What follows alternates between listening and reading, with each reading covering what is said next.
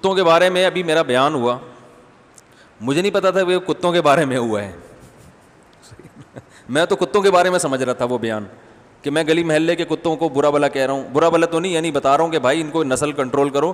دیکھو شروع سے ایسا ہوتا آیا ہے کہ KMC والے جب بھی کتے مارکیٹ میں ضرورت سے زیادہ ہوتے ہیں ان کو مارتے ہیں, اور یہ شہری طریقہ ہے, اور یہ حدیث سے ثابت ہے, صحیح ہے, مسلم کی حدیث ہے. آپ صلی اللہ علیہ وسلم نے مدینہ میں کتوں کو مارنے کا حکم دیا ہے, صحیح مسلم کی حدیث ہے, آپ نیٹ پہ سرچ کریں آ جائے گی سامنے. پھر جب صحابہ نے بہت زیادہ مارنے شروع کر دیے تو آپ نے منع کیا کہ یہ بھی اللہ کی ایک مخلوق ہے, اس کو اپنے حال پہ چھوڑ دو. تو مطلب یہ تھا کہ کتوں کی نسل ختم کرنا مقصد نہیں تھا, بلکہ پیداوار کو کنٹرول کرنا. جنگلوں میں جتنے زیادہ ہو جائیں, شہر میں بہت زیادہ نہیں ہونے چاہیے. یہ میں نے بیان کیا تھا. پھر میں نے بتایا کہ ان کے نقصانات کتنے ہو رہے ہیں. کتوں کی باقاعدہ پوری کانفرنس ہو رہی ہے, ٹھیک ہے نا. ہم لاک ڈاؤن میں گھروں میں بیٹھے ہوئے ہیں اور کتے پوری کانفرنس, اور کتوں کی جو کانفرنس ہوتی ہے وہ تمیز سے نہیں ہوتی, پتہ ہے نا آپ کو.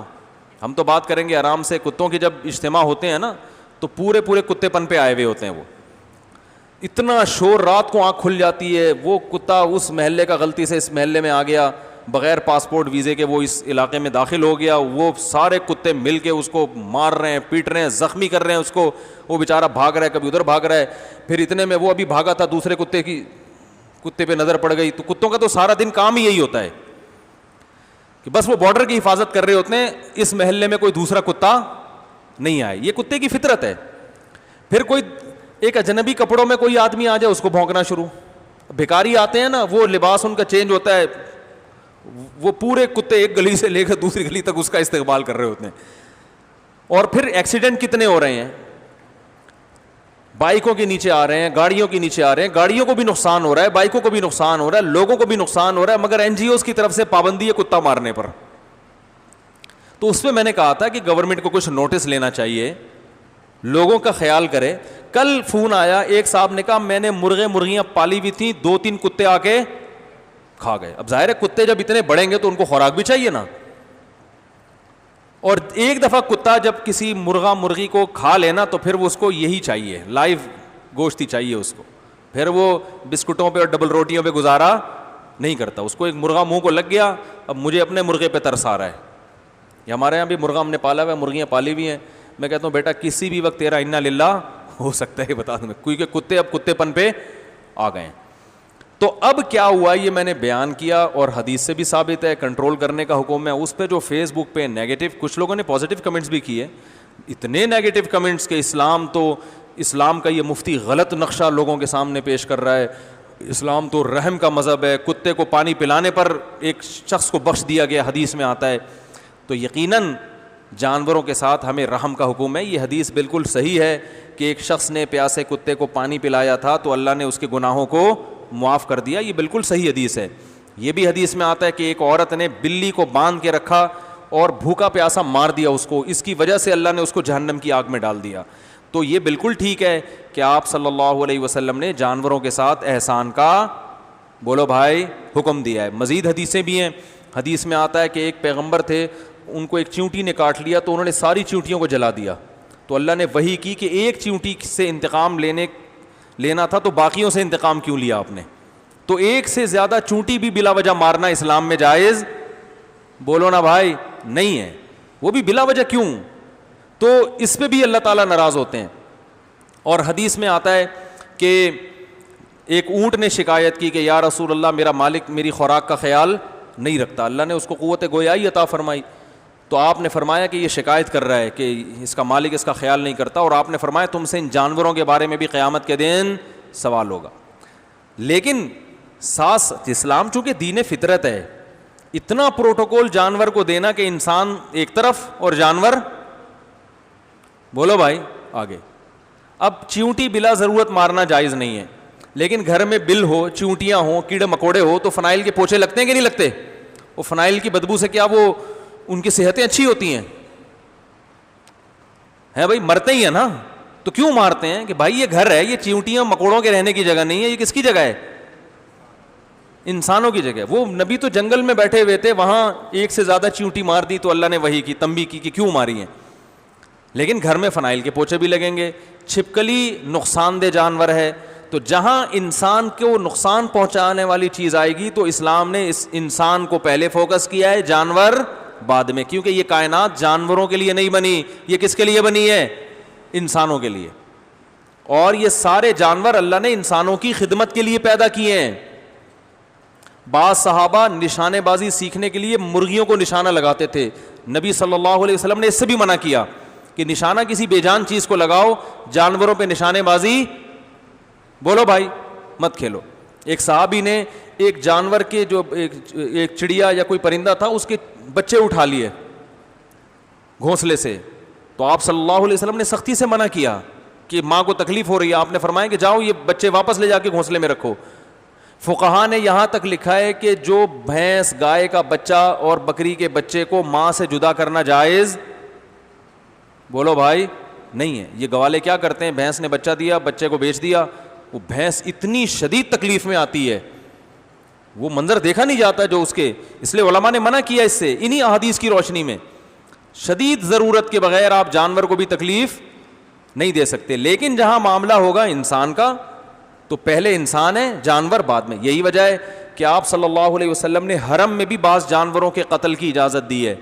بچھو کو حرم میں مارنا بھی کیا ہے, جائز. سانپ نظر آئے پروٹوکول دے کے گھر میں لا کے بٹھانا نہیں ہے, کیا کرنا ہے, مارنا ہے. نبی نے فرمایا نماز بھی پڑھ رہے ہو نا, سانپ نظر آئے تو سانپ کو پہلے مارو, نماز توڑ دو. تو اسی طرح کتا بھی ہے تو کتا نہ بھائی, اگر وہ انسانوں کو تکلیف پہنچ رہی ہے اس کی نسل بڑھنے سے, تو حدیث میں اس کے مارنے کا حکم ہے. چھپکلی کے مارنے کا حکم ہے حدیث میں, لیکن حکم ہے کہ اس طرح سے مارو کہ تکلیف کم سے کم ہو. چھپکلی کے بارے میں صحیح ہے, مسلم کی حدیث ہے کہ جس نے ایک وار میں مارا 100 نے کی. چھپکلی کو رکھنے کی اجازت نہیں ہے کہ گھر میں چھپکلی ہے تو اسلام چونکہ نبی رحمت للعالمین بن کے آئے تو چھپکلیاں آ رہی ہیں تو بیگم آنے دو, اپنے نصیب کا کھا کے جائیں گی, جس کے جو مقدر میں لکھا ہوا ہے کھائے گی, چھیڑو نہیں اس کو. میں تھائی لینڈ میں تھا, اتنے بڑے بڑے نیولے دیکھے میں نے, کھلے عام گھوم رہے, نیولے ٹائپ کی تھی, پتہ نہیں کیا مخلوق تھی. میں نے کہا یہ کیا ہے بھائی؟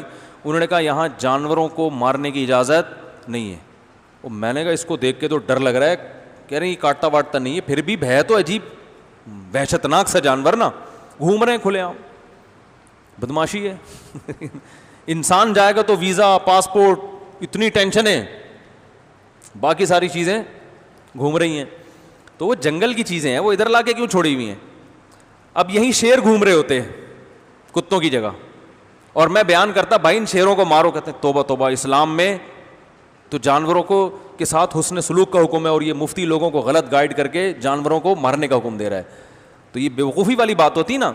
تو خوب سمجھیں, نبی صلی اللہ علیہ وسلم نے جو نقصان دہ جانور ہیں ان کو مارنے کا حکم دیا, لیکن آپ چونکہ رحمت للعالمین ہیں اس لیے آپ نے چھپکلی پہ بھی رحم کا حکم دیا کہ مارو تو ایک وار میں مارو, تاکہ فرمایا جتنی وار میں مارو گے ایک ایک نیکی کم ہوتی چلی جائے گی, کیونکہ ایک وار میں مارو گے تکلیف کم. پہلے ہم بچپن میں ایسا کرتے تھے, چھپکلی نظر آئی چپل سے ایک ہی دفعہ میں اسٹیکر بنا کے اس کا چپکا دیا دیوار پہ, ایسے تمیز سے چپل جو پڑخ کر کے لگتی ہے اس کے, کیا ہو گیا بھائی سمجھ میں نہیں آ رہا, ایسے مارا ختم. اگر اناڑی آدمی ہوگا ایک مارے گا پہلے دم کٹے گی اس کی. بچے پھر کیا کرتے ہیں, دم کے ناچ دیکھنے میں لگ جاتے ہیں, اور وہ چھپکلی کبھی ادھر بھاگ رہی کبھی ادھر بھاگ رہی ہے. بعض ظالم یہ کرتے تھے ہمارے اسکول میں کہ چھپکلی یا گرگٹ کو جو ہے نا وہ پھندا لگا کے پھر اس کو ایسے ایسے گھماتے تھے. تو یہ ناجائز ہے بھائی, گناہ کی بات ہے. میں نے ملیشیا میں دیکھا ایک صاحب مچھلی کا شکار کر رہے ہیں, چھپکلی زندہ چھپکلی کے یہاں ہک لگا کے, کانٹا لگا کے, وہ چھپکلی زندہ ہے, اسے اٹھا کے پانی میں پھینک رہے ہیں, وہ بیچاری پانی میں تڑپتی ہے, پھر نکالتے ہیں. میں نے کہا یہ کیا کر رہے ہو؟ انہوں نے کہا زندہ چھپکلی جب تڑپتی ہے نا پانی میں تو مچھلیاں زیادہ آتی ہیں. میں نے کہا یار اپنی لذت کے لیے ایک جانور کو اتنی اذیت دینا, ایک تو اس کے حلق میں کانٹا پھنسا ہوا ہے, پھر اٹھا کے اس کو پھینک رہے ہو, پھر وہ پانی میں ڈوبتی ہے, اس کی الگ تکلیف. تو یہ تڑپا کے اس طرح سے جانور کو اذیت دینا جائز نہیں ہے. میں نے کہا اس کو مارو, تو وہ نہیں, وہ اپنے بعض کیا کرتے ہیں رات کو جو ہے نا کانٹے لگا کے پانی کے اندر یا سمندر کے اندر کانٹے لگا کے چلے جاتے ہیں. اب وہ مچھلیاں آ کے اس میں پھنس جاتی ہیں ان کے جبڑے میں, وہ پوری رات تڑپتی رہتی ہے مچھلی. یہ اگلے دن آئیں گے 24 گھنٹے کے بعد پھر نکالیں گے تو اتنی دیر تک آپ نے جانور کو جو عذاب میں رکھا ہے، یہ تو انسانیت نہیں ہے بھائی. آپ جاؤ، آپ جیسے ہی مچھلی پھنستی ہے فوراً نکال لو اس کو تاکہ تکلیف کم سے، کیونکہ اس پانی سے باہر نکلے گی تو جلدی موت واقع ہو جائے گی. پانی کے اندر رہے گی تو 24 گھنٹے اسی طرح عذاب میں رہے گی وہ. یہاں بنگالی پاڑے میں نے دیکھا کہ وہ مچھلیاں خرید کے لاتے ہیں زندہ، اور زندہ مچھلیاں ڈرم میں ڈال دیتے ہیں. سول مچھلی ہے نا، سول مچھلی دریا کی مچھلی بڑی زبردست تازہ ملتی ہے. تو میں ایک دفعہ وہ خریدنے گیا، وہ تیر رہی ہوتی ہے. میں نے کہا اللہ کے بندے، تم یہ جو مچھلی لا کے اس دریا سے پکڑ کے اس ڈرم میں ڈالتے ہو، ایک ایک ہفتہ یہ پڑی رہتی ہیں، ان کو کچھ کھلاتے بھی ہو؟ اس نے کہا نہیں کھلاتے نہیں، ایک ایک ہفتے تک یہ مرتی نہیں ہے. میں نے کہا مرتی نہیں ہے، لیکن ایک ہفتہ آپ بھی نہیں کھاؤ گے تو مرو گے نہیں، لیکن حالت کیا ہو جائے گی. تو کیا جا رہا ہے اللہ کے بندے، یہاں کچھ ڈال دو. کہہ رہے پانی گندا ہو جائے گا. تو میں نے کہا پانی گندا ہو جائے گا، تبدیل کر دو پانی. اپنی ذرا سی راحت کے لیے جانور کو کس قدر اذیت میں رکھا ہے. ایسے موقع پہ یہ حدیث سنائی جائے گی، بھائی بلی کو بھوکا پیاسا مارا تو اللہ نے ساری نیکیاں ضائع کر دی. تو اللہ یہ بھی اجازت دے رہے ہیں پکڑ کے لا بھی سکتے ہو، یہ بھی اجازت دے رہے ہیں کہ ڈرم میں پانی میں ڈال بھی سکتے ہو، یہ بھی اجازت دے رہے ہیں کہ قید بھی کر سکتے ہو. تو کھلاؤ تو کم از کم اس کو. اب اتنی بھی آپ جو ہے نا وہ ہمت کرنے کے لیے تیار نہیں. ایک ایک دو ہفتہ وہ مچھلی تڑپ رہی ہے اور اس کی کوئی وہ ہے ہی نہیں. تو یہاں یہ ہے تو ایک افراط اور تفریط سے بچنے کا ہمیں حکم ہے. تو اب کیا ہے کہ نبی نے حکم دیا جتنے وار میں چھپکلی مارو گے نیکیاں کیا ہو جائیں گی، کم ہوتی چلی جائیں گی، کیونکہ زیادہ تڑپا رہے ہو نا آپ، تو آپ اپنا ثواب گھٹا رہے ہو.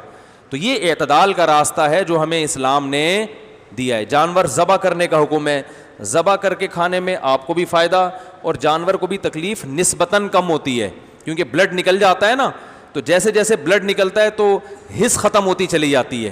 بھائی بلڈ جب تک ہوتا ہے تو ہی آپ کو درد کا احساس ہوتا ہے نا. جیسے گلا کاٹ دیا تو خون تڑپتا تو بہت ہے جانور، بلڈ بہت تیزی کے ساتھ جیسے جیسے نکلتا ہے تو وہ اس میں جو ہے نا تکلیف کو محسوس کرنے کا احساس ختم ہوتا ہے، کیونکہ بلڈ کی وجہ سے تو زندگی ہے انسان میں. اور انسان کو بھی فائدہ ہوتا ہے کہ اس کا جو گوشت ہے وہ ناپاک اور گندے خون سے صاف ہو جاتا ہے، پاک ہو جاتا ہے. گندا خون انسان کے کھانے اور پینے کی چیز نہیں ہے. اللہ نے فرمایا پاکیزہ چیزیں کھاؤ. تو انسان کو بھی فائدہ، جانور کو بھی فائدہ. تو یہ شریعت کی حکمت تھی. تو اب کتوں کے بارے میں بھی حدیث میں آتا ہے کہ زیادہ ہو جائیں تو ان کو کیا کرنا چاہیے، مارنا چاہیے. اور کتا پالنا بھی جائز ہے شکار کی غرض سے. ایک انگریز نے ایک عالم سے پوچھا کہ آپ لوگ کتے سے نفرت کیوں کرتے ہیں؟ انہوں نے کہا ہم نفرت نہیں کرتے، ہم اس کے وفاداری سے فائدہ اٹھاتے ہیں، فیملی ممبر نہیں بناتے بس اس کو.